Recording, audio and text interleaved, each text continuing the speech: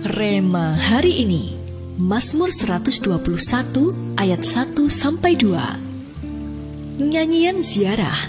Aku melayangkan mataku ke gunung-gunung. Dari manakah akan datang pertolonganku?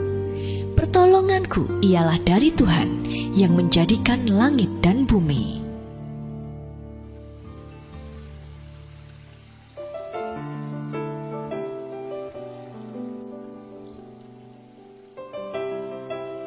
Ayat Rema hari ini ditulis oleh Raja Daud yang terkenal memiliki hubungan yang sangat intim dengan Tuhan. Dari semenjak Samuel mengurapi Daud menjadi raja atas Israel menggantikan Saul, Daud selalu mengikut sertakan Tuhan dalam segala rencananya. Seperti saat ketika bangsa Filistin hendak menyerang bangsa Israel, yang Daud lakukan pertama kali adalah bertanya kepada Tuhan, apakah ia harus maju menghadapi mereka? Dalam 2 Samuel 5 ayatnya yang ke-19. Padahal kalau dipikir-pikir, peperangan ini bukanlah peperangan pertama Daud. Ia bisa saja menjadi tinggi hati dan merasa bisa dengan kemampuannya sendiri. Namun Daud tetap datang kepada Tuhan dan mengandalkannya, sehingga Tuhan pun memberikan kemenangan kepada Daud. Dalam 2 Samuel 5 ayatnya yang ke-20. Kemudian di ayat 22 diceritakan bahwa bangsa Filistin tidak terima dengan kekalahan mereka dan hendak menyerang bangsa Israel kembali. Bahkan setelah kemenangan yang baru saja diraihnya pun, Daud tidak menjadi sombong dengan bertindak sesuai keinginannya sendiri.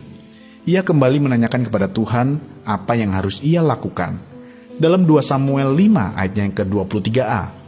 Lalu Tuhan memberitahukan langkah demi langkah apa saja yang harus diperbuat Daud, dan ia pun melaksanakan apapun yang diperintahkan Tuhan kepadanya.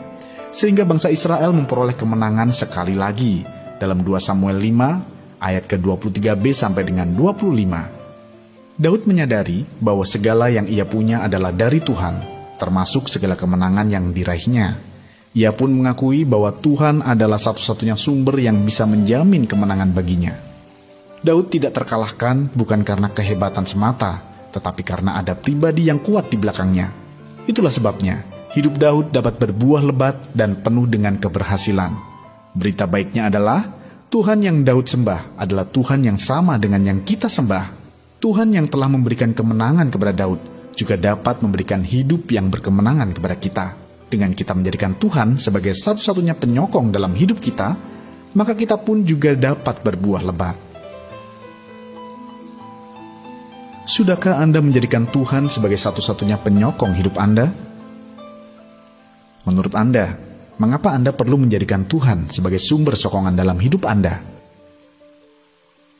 Bagaimana dengan menjadikan Tuhan sebagai satu-satunya penyokong dalam hidup kita dapat memampukan kita untuk berbuah lebat? Renungkanlah.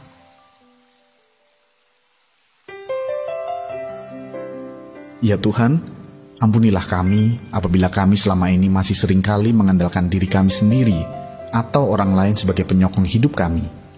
Mulai kini kami mau belajar untuk senantiasa mengandalkan Engkau dalam segala hal, sehingga kami boleh mengalami hidup yang berbuah lebat dan berkemenangan bersama denganmu. Dan kami pun jadi berkat bagi sekeliling kami untuk kemuliaan nama-Mu. Di dalam nama Tuhan Yesus kami berdoa. Amin. Satu-satunya penyokong yang bisa menjamin keberhasilan kita adalah Tuhan.